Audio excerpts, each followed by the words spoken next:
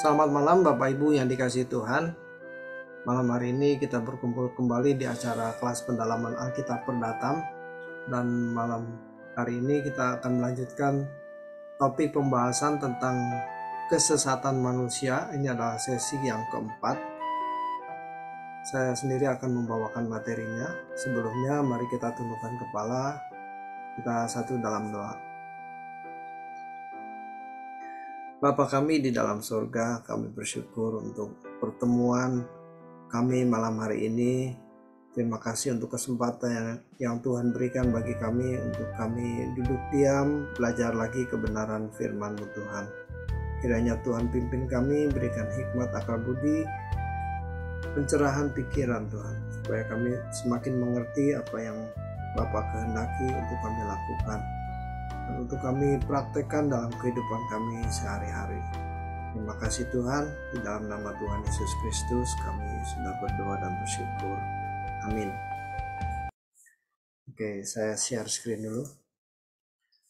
Malam hari ini kita akan membahas ada 5 topik bahasan mengenai kesesatan manusia. Topik yang pertama yaitu tentang bersikap pantas. Ini adalah bagaimana kita ini harus memiliki sikap hati yang pantas di hadapan Tuhan, karena kebanyakan dari kita ini merasa sudah hidup benar, tetapi sikap hatinya belum pantas di hadapan Tuhan. Kita akan membahas lebih dalam tentang ini. Yang kedua tentang kesucian standar Allah. Nah, ini juga merasa sudah hidup suci padahal belum, karena ternyata standar kesuciannya begitu tinggi dan kita harus bisa mengejarnya. Ini adalah ukuran rohani. Apa sih ukuran kalau seseorang dikatakan memiliki kerohanian yang tinggi? Nah, ukurannya itu seperti apa? Ini kita akan membahas. Yang keempat tentang tidak ternoda. Ini tentu tidak boleh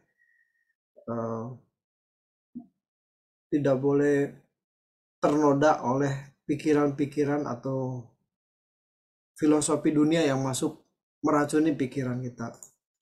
Yang kelima yaitu melatih kesucian. Ternyata kesucian itu tidak mudah diraih, tidak mudah. Walaupun kita berdoa minta pertolongan Tuhan untuk hidup suci, ternyata harus dilatih ya, tidak mudah gitu. Oke, kita masuk ke bagian yang pertama, bersikap pantas. Tuhan Yesus berkata, jangan kamu takut kepada apapun yang membunuh tubuh, apakah itu kemiskinan, apakah itu ancaman orang, ataupun bahaya. Apapun jangan takut, tetapi takutlah akan Allah yang bukan saja berkuasa membunuh tubuh, tetapi bisa membuangnya ke dalam api kekal. Ini Matius pasal 10 ayat 28. Coba kita memeriksa diri, seberapa kita memiliki perasaan takut. Bukan hanya pada waktu kita berdoa, melainkan juga dalam kehidupan sehari-hari, dalam segala hal yang dijalani, dalam setiap perkara yang kita hadapi setiap waktu. Jadi perasaan takut akan Tuhan atau sikap hormat kepada Tuhan itu bukan hanya pada waktu kita berdoa, pada waktu kita ada di gereja, pada waktu kita merasa ada hadirat Tuhan, tetapi dalam setiap langkah hidup kita, setiap gerak hidup kita, ini harus perasaan takut akan Tuhan atau hormat akan Tuhan ini harus senantiasa melingkupi kita. Ini baru kita memiliki sikap yang pantas. Kalau enggak, sikap kita kurang ajar, karena merasa tidak ada Tuhan dan Tuhan tidak tahu, Tuhan tidak melihat kita, terus kita seenaknya. Milikilah perasaan hormat kepada Allah secara patut, sehingga kita bisa bersikap santun, sopan, dan pantas di hadapan Allah. Ini yang harus kita persoalkan. Jangan sampai kita bersikap tidak santun, tidak sopan, tidak pantas di hadapan Allah. Siapa yang bisa menyelamatkan kita dari kegelapan abadi? Jadi artinya kalau kita nggak sopan, kita kurang ajar sama Tuhan, akibatnya tuh nanti di kegelapan abadi. Hanya satu Tuhan, yaitu kalau kita takut akan Dia, bersikap sopan, santun, dan pantas terhadap Allah. Karena Allah tidak mengizinkan orang yang tidak takut akan Dia untuk masuk ke dalam kerajaannya.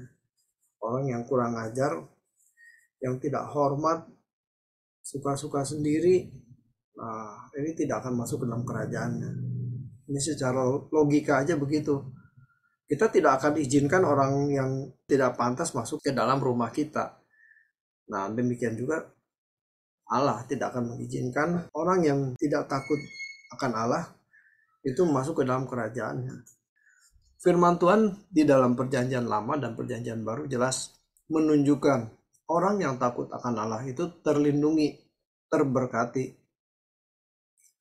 Tangan kita terbatas melindungi orang-orang yang kita kasihi ya. Untuk pasangan kita, anak, orang tua, siapapun. Kita mengasihi tetapi tangan kita terbatas. Tetapi tangan Tuhan tidak terbatas. Dan Tuhan akan melindungi orang-orang yang kita kasihi. Mungkin kita kalau lihat anak kita modelnya, kita tidak bisa menjaga anak kita selama 24 jam. Karena mereka pun harus beraktivitas, harus bekerja dan sebagainya. Tetapi kalau kita percaya kepada Tuhan, Tuhan akan menjaga, melindungi orang-orang yang kita kasihi.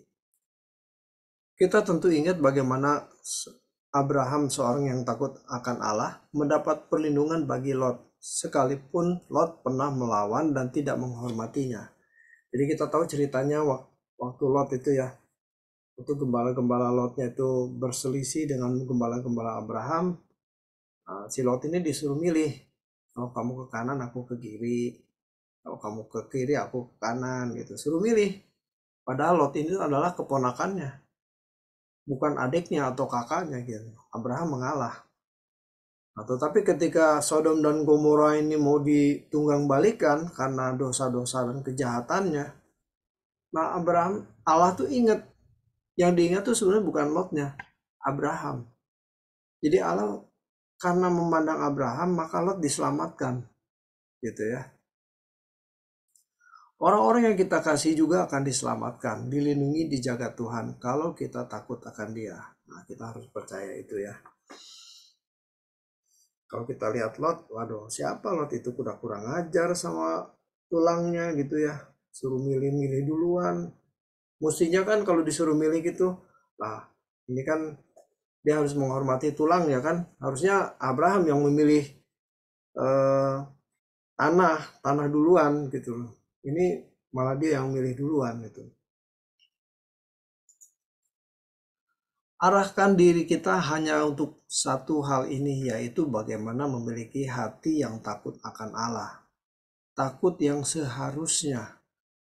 Nah, kebanyakan kita takut kan bukan takut akan Allah, bukan. Takut nggak punya uang, takut masa depan suram, takut nggak punya kedudukan, takut miskin, tuh takutnya takut yang begitu. Bukan takut akan Allah.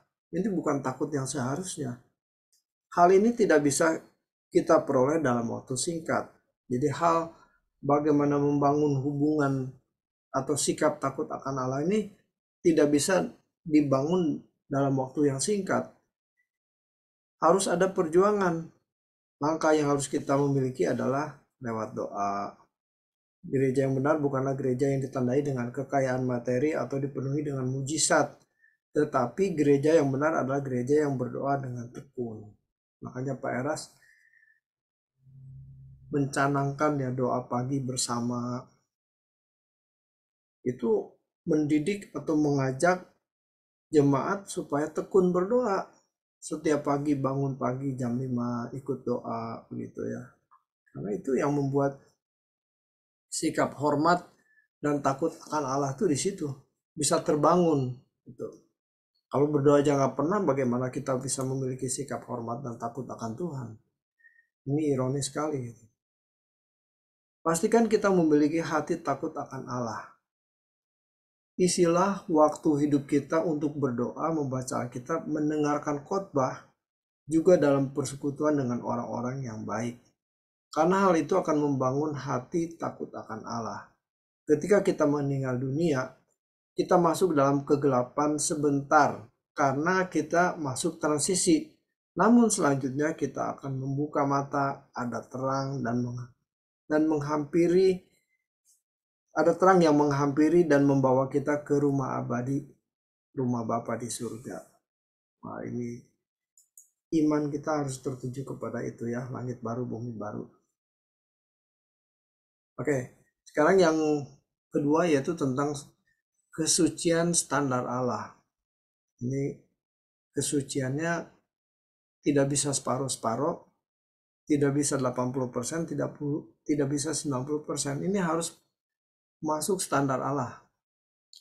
Kuasa Tuhan bukan hanya dapat membangkitkan orang mati secara fisik, menyembuhkan orang sakit, mencelikakan orang buta, melainkan juga bertalian dengan kemampuan yang diberikan kepada kita untuk mencapai kesucian. Kalau kita berlatih ya.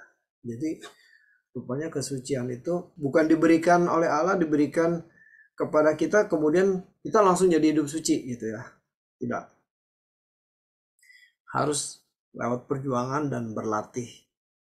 Waktu kita punya kesempatan untuk berbuat dosa, berarti kita berkesempatan memancarkan keharuman. Dan kita berkata tidak terhadap dosa ya. Kita tidak, ketika kita hidup dalam kesucian sesuai dengan pikiran dan perasaan Allah, maka kodrat kita bergerak dan berubah ya. Dari kodrat manusia, kodrat dosa itu bergerak, makin lama makin memiliki kodrat ilahi gitu ya, bergerak, berubah. Tapi itu setiap kali kita memiliki kesempatan berbuat dosa dan kita berkata tidak. Kalau ada kesempatan berbuat dosa terus kita jatuh di situ di dosa ya berarti belum bergerak. Si kodratnya ini masih kodrat dosa gitu ya. Berkat jasmani yang jangan kita pikirkan sebab Allah pasti mencukupi. Jadi ketika kita berjuang untuk mencapai standar kesucian Allah, itu hal-hal pemenuhan kebutuhan jasmani Allah pasti penuhi. Pasti Allah cukupi. Jadi kita tidak perlu dipusingkan, yang penting asal ada makanan dan pakaian cukuplah gitu ya. Tidak ada hal yang lebih mulia, tidak ada hal yang lebih berharga selain kehidupan yang bersekutu dengan Allah. Kita bisa bersekutu dengan Allah kalau kita hidup dalam kesucian. Karena tubuh kita adalah bait Roh Kudus, maka Allah mau kita membangun ruang Maha Kudus dalam hati kita. Jadi kalau hati kita dipenuhi dengan iri, dendam, akar pahit, waduh, ini rumah Allah. Ini ruang Maha Kudusnya Allah dalam hati kita dipenuhi dengan iri hati, dendam, kebencian, amarah. Waduh, pasti Roh Kudus gak bakal betah. Ruang Maha Kudus itu ada dalam hati kita di mana Allah bertahta. Kita tidak memberi peluang, kesempatan atau pijakan tahta untuk setan. Memang seseorang bisa kelihatan santun, sopan, bahkan menjadi orang Kristen, aktivis, atau mungkin pendeta. Tapi kalau masalah hati, itu masalah batin, masing-masing kita bertanggung jawab kepada Tuhan supaya selalu bersih, hidup kudus, hidup suci. Orang mungkin gak bisa lihat apa dosa kita, apa salah kita, tapi Tuhan tahu. Makanya kita harus berlatih. Hidup suci itu harus dilatih. Tidak bisa diraih dalam sekejap. Kalau kita bersedia, pasti Roh Kudus akan aktif membimbing kita. Nah ini. Jadi Allah memberikan fasilitas ya. Ketika kita bersedia, yang penting kita mau. Kita katakan kepada Tuhan, Tuhan bimbing aku. Nah Roh Kudus akan membimbing kita. Kalau kita membiarkan atau menganggurkan Roh Kudus, membiarkan Roh Kudus ya, karena kita sibuk sendiri, maka kita akan menyesal karena kesempatan demi kesempatan yang Allah berikan untuk kita berlatih tidak kita gunakan baik-baik. Jadi setiap peristiwa dalam kehidupan yang kita alami itu sebetulnya adalah cara Allah melatih kita untuk hidup suci. Tetapi kalau kita tidak memanfaatkan fasilitas itu, maka itu akan sia-sia gitu ya. Sama seperti atlet yang pelatihnya berkata, ayo latihan, tetapi yang dilatih beralasan. Ada 1001 macam alasan untuk menolaknya. Ya seperti kalau kita mau ngajak untuk PA begitu ya. Wah capek, macet, kerja, segala macam. Segala 1001 macam alasan ada gitu ya. Itu biar masing-masing kita bertanggung jawab kepada Tuhan gitu ya. Jangan-jangan kita tidak pernah berperang melawan iblis yang berpangkalan dalam pikiran kita. Nah ini, kadang-kadang kita tidak merasa bahwa iblis itu menyuntikkan pikirannya dalam pikiran kita. Sehingga kita tidak memerangi. Rasanya benar, rasanya boleh, rasanya kita udah hidup benar, kita sudah menyenangkan hati Tuhan, padahal belum. Nah ini yang membuat kita memiliki kebiasaan-kebiasaan yang Tuhan tidak berkenan. Jadi pikiran-pikiran yang tidak sejalan, yang tidak sesuai dengan pikiran Tuhan, itu merusak hubungan kita dengan Tuhan, dan kita merasa sudah berkenan padahal belum. Entah tersinggung, mau sombong, marah, pikiran zina, pikiran kotor, materialistis, dan lain-lain sebagainya. Kita harus memerangi ini. Tujuan gereja hanya satu, yaitu membawa umat memiliki Tuhan dan layak masuk kerajaannya. Jadi gereja itu mempersiapkan umat supaya umat itu hidup suci, hidup kudus, sampai layak disebut anak-anak Allah dan layak masuk kerajaan surga. Itu gereja. Kalau gereja tidak mengajarkan kebenaran, jemaat lebih tambah duniawi, tambah rusak jadinya. Sekarang yang ketiga tentang ukuran rohani. Di dalam Roma pasal 8 dikatakan bahwa orang yang hidup dalam daging tidak mungkin berkenan kepada Allah. Jadi kita harus hidup di dalam roh, artinya menjadi manusia yang rohani. Dalam sudut pandang Alkitab, manusia rohani adalah manusia yang hidup di dalam roh. Ukuran rohani jangan diukur dari kegiatan keseharian dalam aktivitas pelayanan gereja yang disebut pelayanan rohani. Ukuran rohani adalah kehidupan Yesus. Ya, inilah standar rohani yang sesungguhnya hidupku bukan aku lagi, tetapi Kristus yang hidup di dalam aku. Jadi ukuran kerohanian adalah ketika seseorang bisa berpikir dan berperasaan seperti Tuhan Yesus. Karakternya seperti Yesus. Itu ukuran rohani ya. Jadi kalau kurang dari itu ya berarti belum mencapai ya. Dan ternyata ini sangat sulit. Harus dilatih, harus diperjuangkan dari hari ke hari.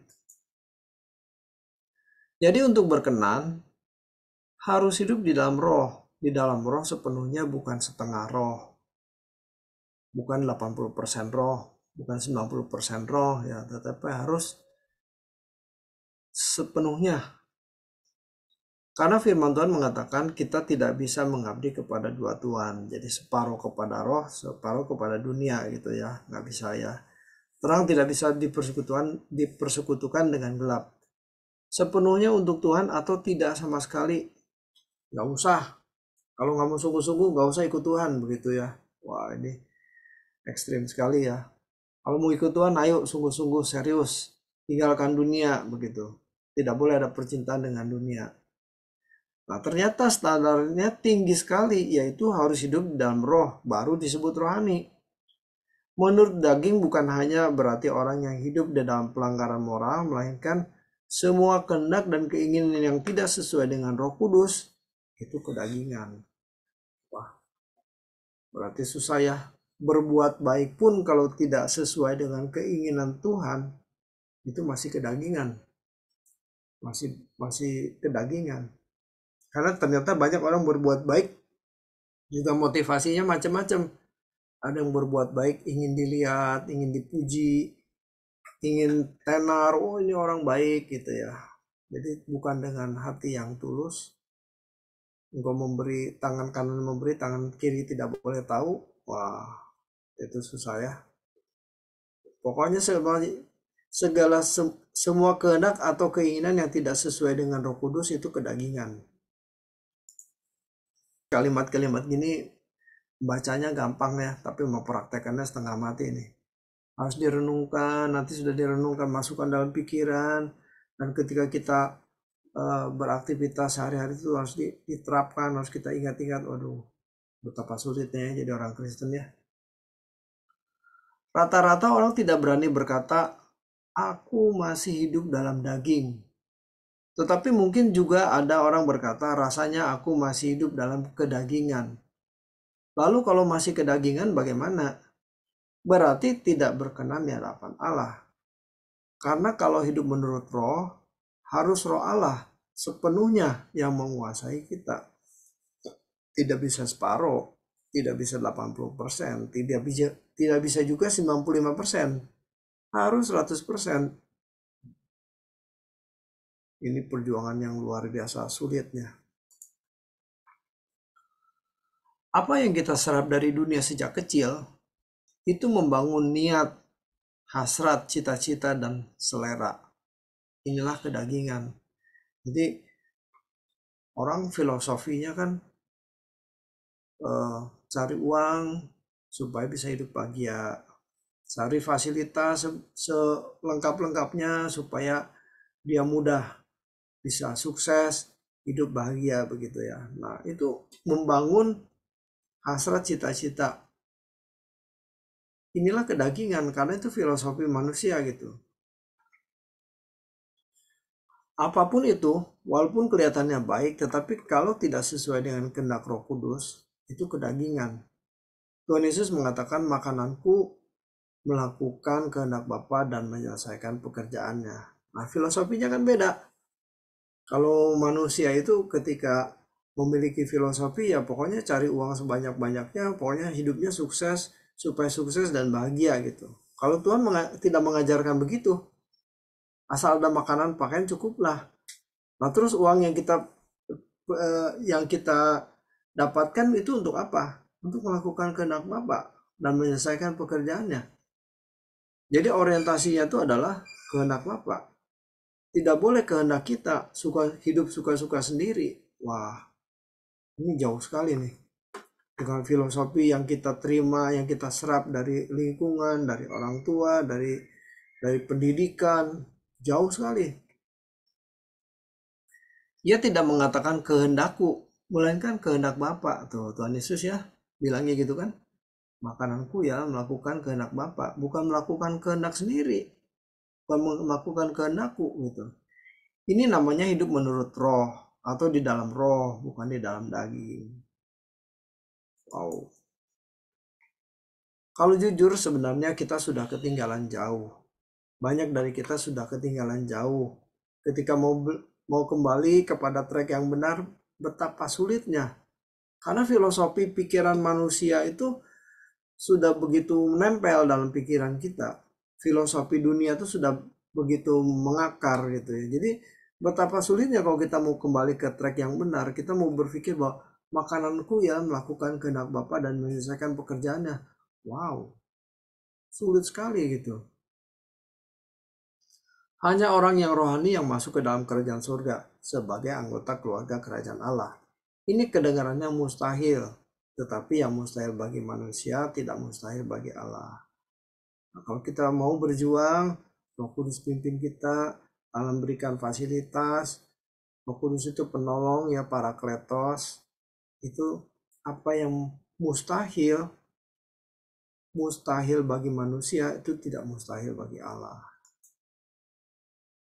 Oke, sekarang yang keempat, tidak ternoda. Tidak semua orang menjadi umat pilihan. Kalau mereka hidup di zaman sebelum Yesus datang, maka mereka tidak pernah mendengar Injil, atau orang yang hidup setelah zaman Yesus datang tetapi mereka tidak hidup di wilayah di mana Injil tidak diberitakan, mereka juga tidak pernah mendengar Injil. Jadi ini ada dua kategori ya. Orang yang hidup di zaman perjanjian lama sebelum Tuhan Yesus datang, itu adalah orang-orang yang tidak pernah mendengar Injil, ya kan? Ya mau sebaik apapun seperti Musa, Abraham, Daud, Sadra, Mesa, Abednego, dia tidak pernah mendengar Injil, tidak pernah mendengar tentang korban Kristus di kayu salib itu. Atau orang yang hidup setelah zaman Yesus datang, tetapi berada di area yang tidak terjangkau oleh Injil, entah di pedalaman mana gitu ya, di mana tidak pernah mendengar Injil. Nah ini adalah bukan umat pilihan. Atau hidup di wilayah atau hidup di wilayah di mana Injil diberitakan salah. Nah ini ya, karena tentu banyak wilayah di dunia ini yang mendiskreditkan Injil gitu lah. Jadi mereka dengarnya dari kecil, wah mana mungkin Allah beranak gitu ya. Nah udah kalau kayak gini, kalau udah indoktrinasinya seperti itu ya, mereka pasti tidak akan mendengar Yesus yang benar gitu. Mereka bukan umat pilihan ya. Orang yang hidup di bawah hukum, mereka hanya taat dalam batas-batas tertentu. Artinya sejauh apa yang dipahami orang itu mengenai hukum, tatanan, atau syariat. Bagi orang percaya yang tumbuh dengan benar, pasti memiliki sifat-sifat karakter Tuhan. Tidak bisa berbuat salah, dan tingkat ketaatannya kepada Tuhan adalah tingkat maksimal. Jadi beda ya, orang yang tidak berbuat salah karena hukum berbeda dengan orang yang tidak berbuat salah karena mengasihi Tuhan. Dia tidak tega melukai hati Tuhan. Gitu. Beda.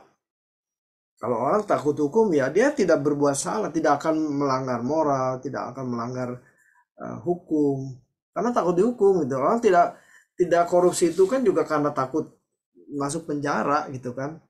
Tapi ya orang masih ada juga orang yang korupsi ya. Gila-gilaan juga gitu.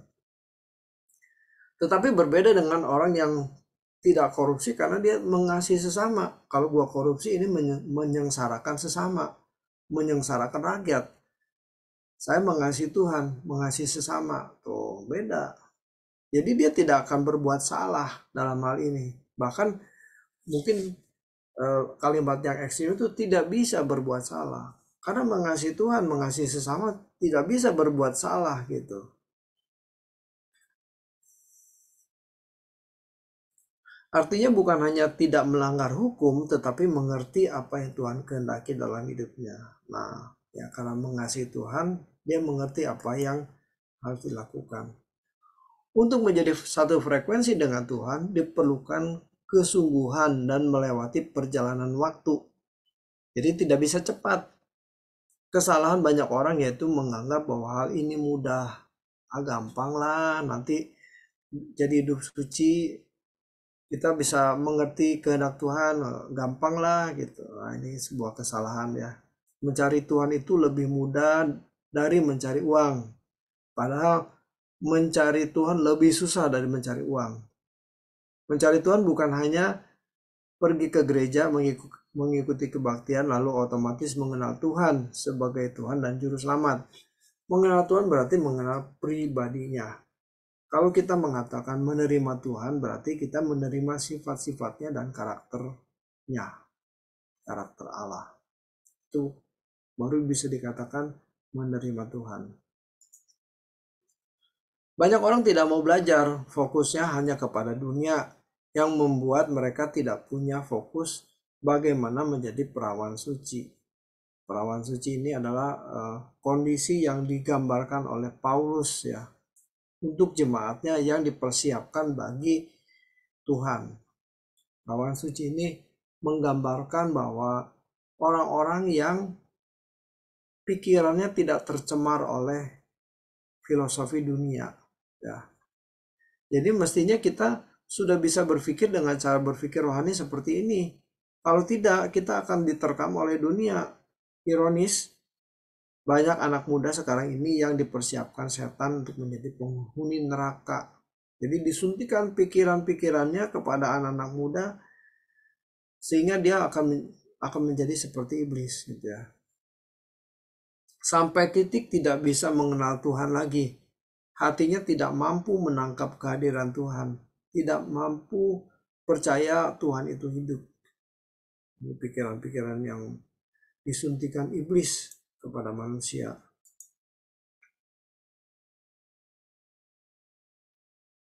Oke, ini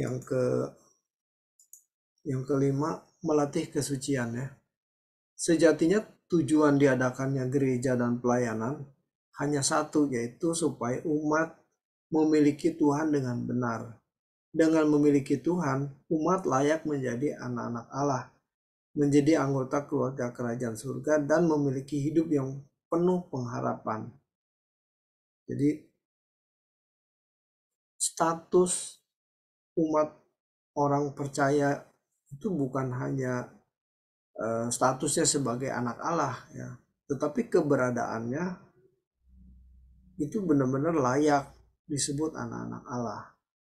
Ini penting karena hanya dengan mengaku saja tanpa diperjuangkan bagaimana dia memiliki keadaan yang berkenan kepada Tuhan, maka itu hanya statusnya saja sebagai anak Allah, tetapi keberadaannya masih jauh.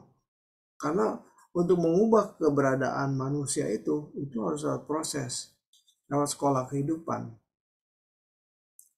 Tetapi pengharapan yang dimaksud bukan pengharapan di bumi ini ya. Nah, pengharapan di bumi ini ya orang sukses, banyak uang, sukses di karir dan sebagainya gitu. Tetapi yang pengharapan di sini adalah pengharapan langit baru, bumi baru, hidup bersama dengan Tuhan di kekekalan. Nah, kepentingan Allah Bapa di surga yang tidak menghendaki seorang pun binasa. Ini yang menjadi satu-satunya concern Tuhan. Ini yang menjadi satu-satunya beban di hati Tuhan. Ini merupakan satu kerinduan hati Allah Bapa, yaitu menciptakan langit baru, bumi baru yang menciptakan manusia. Di mana Allah ada, kita pun berada. Itu yang Allah kehendaki itu ya. Tetapi kalau manusia tidak bisa dibentuk, tidak bisa memiliki pikiran dan perasaan Kristus, ya nggak bisa masuk langit baru, bumi baru gitu. Karena tidak seperti yang Allah kehendaki. Nah, tidak masalah apakah kita punya gedung gereja sendiri atau hanya kontrak. Tidak masalah kita punya aset yang nilai tinggi atau tidak. Semua itu tidak masalah. Yang menjadi masalah adalah setiap kita harus menjadi anak-anak Allah yang benar. Oleh sebab itu kita harus memiliki Tuhan. Beragama tidak menjamin seseorang memiliki Tuhan. Jadi orang bisa beragama tetapi tidak bertuhan. Tetapi kalau orang bertuhan tapi dia pasti beragama dengan benar gitu ya. Menjadi aktivis atau pendeta tidak jaminan dia memiliki Tuhan. Jadi pendeta aja belum tentu bertuhan kalau hidupnya tidak berjalan bersama dengan Tuhan. Orang yang memiliki Tuhan adalah orang yang berani melepaskan hidupnya dari segala ikatan. Tentu ini adalah yang dimaksud segala ikatan-ikatan percintaan dunia. Kalau orang biasa disenangkan oleh segala fasilitas dunia, kalau dia senang kalau dia punya mobil bagus, nah itu ikatan. Dia senang kalau punya gelar banyak, ada gelar di depan nama dan di belakang namanya. Wah, namanya jadi tambah panjang, itu ikatan. Dia senang kalau dia punya karir yang bagus, dihormati di marketplace gitu. Nah, itu ikatan. Nah, orang yang memiliki Tuhan adalah orang yang berani melepaskan hidupnya dari segala ikatan. Ikatannya sebenarnya hanya satu, kalau kita tuh terikat kepada Tuhan. Kalau kita terikat kepada dunia, yaitu ikatan setan, belenggu itu.